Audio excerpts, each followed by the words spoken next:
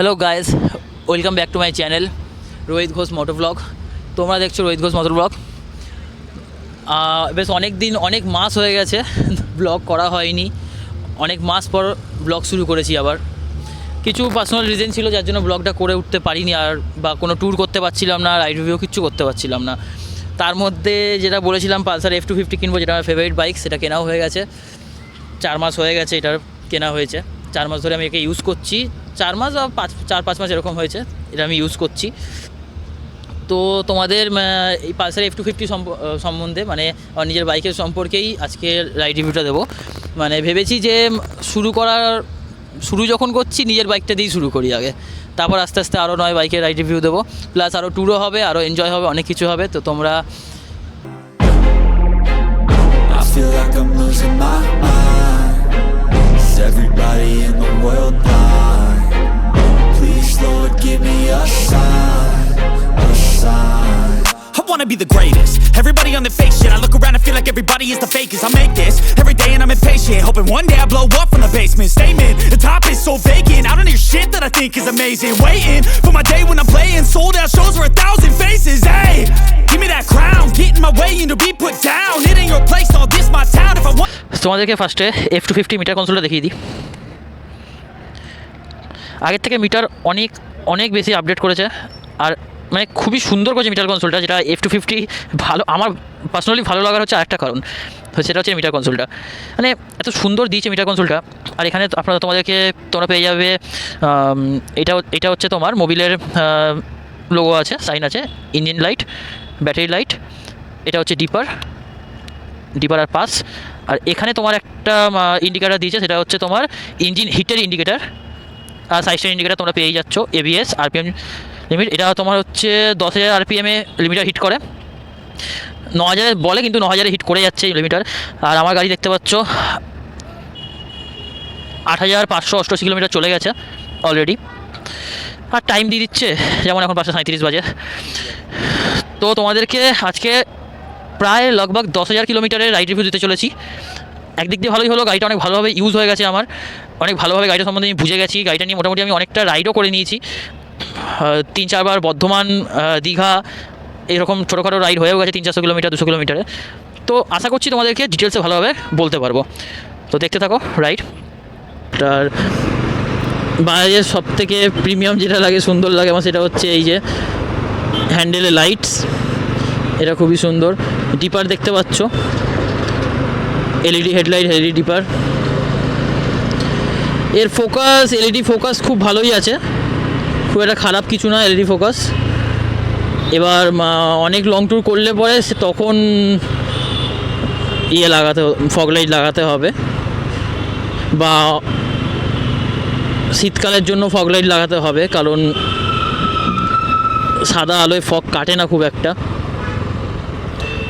বাদবাকি সিটি রাইডের জন্য আর টুকটাক হাইওয়ে রাইডের জন্য প্রজেক্টর ঠিক আছে।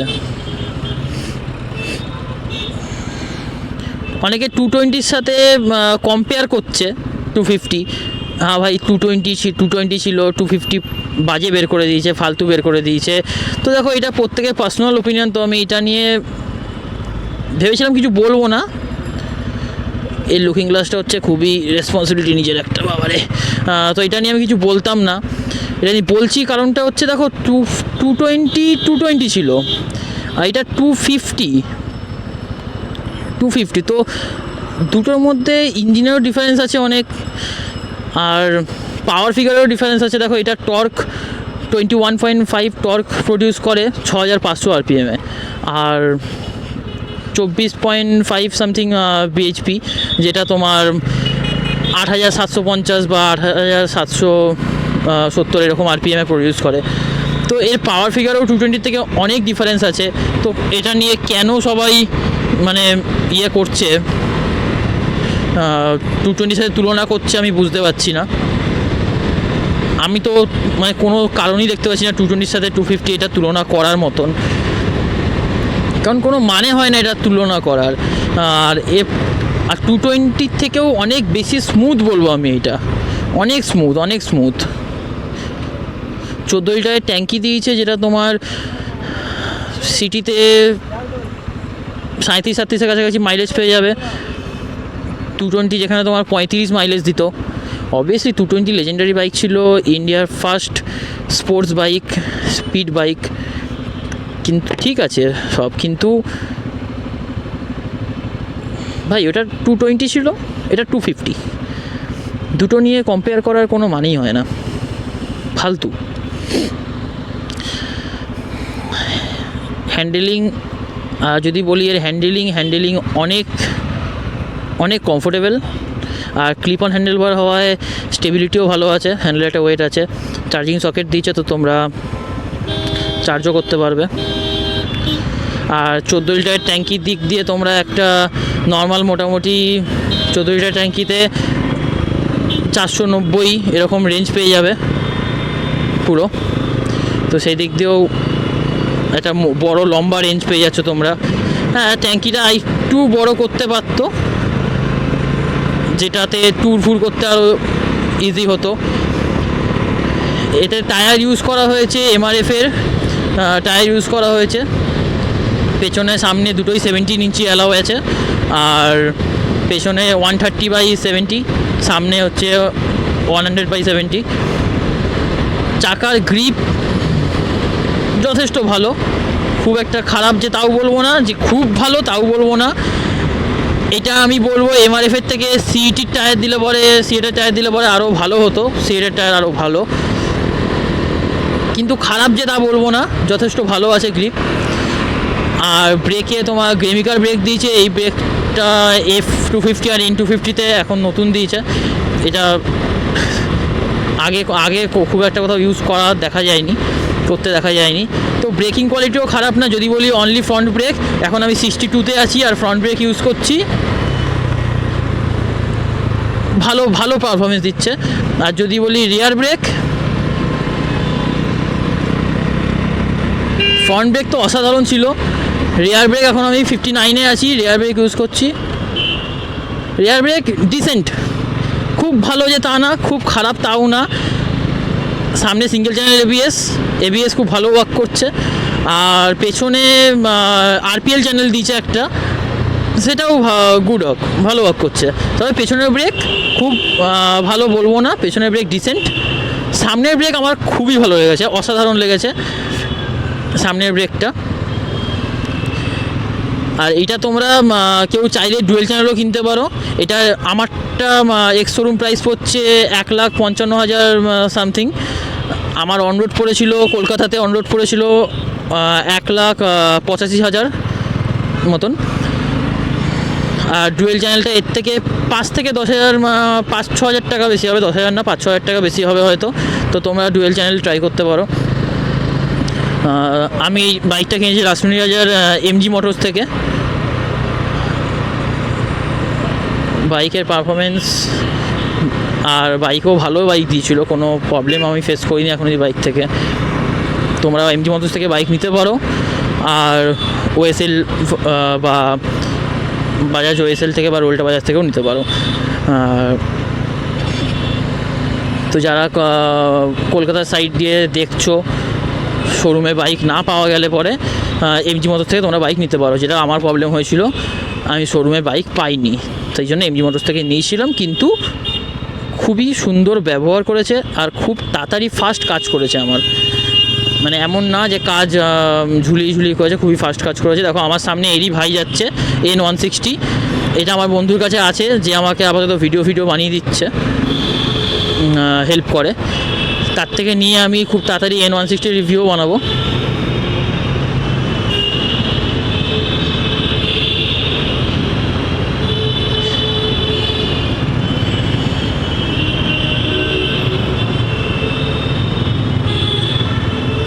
আর গাড়ির পিক আপ এত সুন্দর আর মানে মন ভরে যাওয়ার মতন পিক আপ গাড়ি, একদম মানে পালসারের একটা আগোড়াই ব্যাপার ছিল, সিগনালে দাঁড়ালে পিক আপ দাও আর সোজা সবার আগে পালসারকে দেখতে পাবে।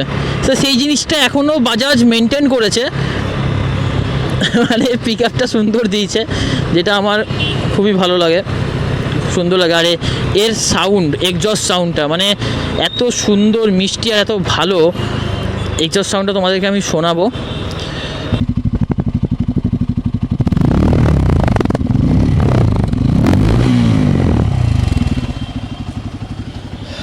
তো তোমাদের এক্সস্ট সাউন্ড কীরকম লাগলো বলো? আমার তো খুবই ভালো লাগে, মানে একটা আলাদা মজা, একটা আলাদা ফিল এই সাউন্ডটার মধ্যে আছে। মন খারাপ ভালো লাগে না, আমি তো গাড়ি নিয়ে বেরিয়ে পড়ি বাবা। এক্সস্ট সাউন্ড একটু রেস দিয়ে চালালো, একটু বা একটু যদি তুমি মানে কম গিয়ারে বেশি স্পিডে চালাও, তাহলে তো মানে আরোই হেভি লাগে সাউন্ডটা।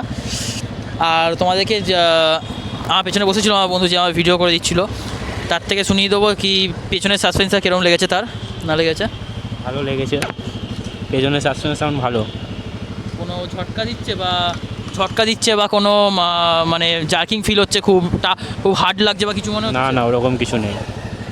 ওরকম কিছু লাগছে না না না। তো পেছনের সাসপেন্সার সম্পর্কেও রিভিউ পেয়ে গেলাম। আমি তো নিজের বাইকে কোনোদিন পেছনে বসে দেখিনি, ওরাই বলতে পারবে, তাই জন্য। তো তোমাকে আজকে রিভিউ এখানেই শেষ করছি। আর তোমাদের পুরো রিভিউটা কীরকম লেগেছে আমাকে জানিও। ফার্স্ট রিভিউ করছি, কোনো ভুল হয়ে থাকলে বা কোনো মিস্টেক করে থাকলে তো আমার যারা সিনিয়র আছো বা আরও আগে থেকে যারা রিভিউ বানাচ্ছো তারা বলো, কমেন্ট করে জানিও কেমন হয়েছে না হয়েছে রিভিউ, সেটাও জানিও। আর এরকম আরও অনেক বাইক নিয়ে রিভিউ আসতে থাকবে, অনেক ট্রিপও হবে। তোমরা চ্যানেলটাকে সাবস্ক্রাইব করো, লাইক করো, শেয়ার করো অনেক করে। তোমরা যত আগ্রহ দেখাবে, যত আমার সাবস্ক্রাইবার বাড়বে, তো আমারও ভিডিও বানানোর একটা আগ্রহ আসবে, আরও ভালোভাবে আমি ভিডিও বানাতে পারবো। তো তোমরা উৎসাহ দেখাও, আমিও ভালোভাবে আগ্রহভাবে ভিডিও বানাতে পারবো। তো আজকের মতন এইভাবে এখানে শেষ করছি।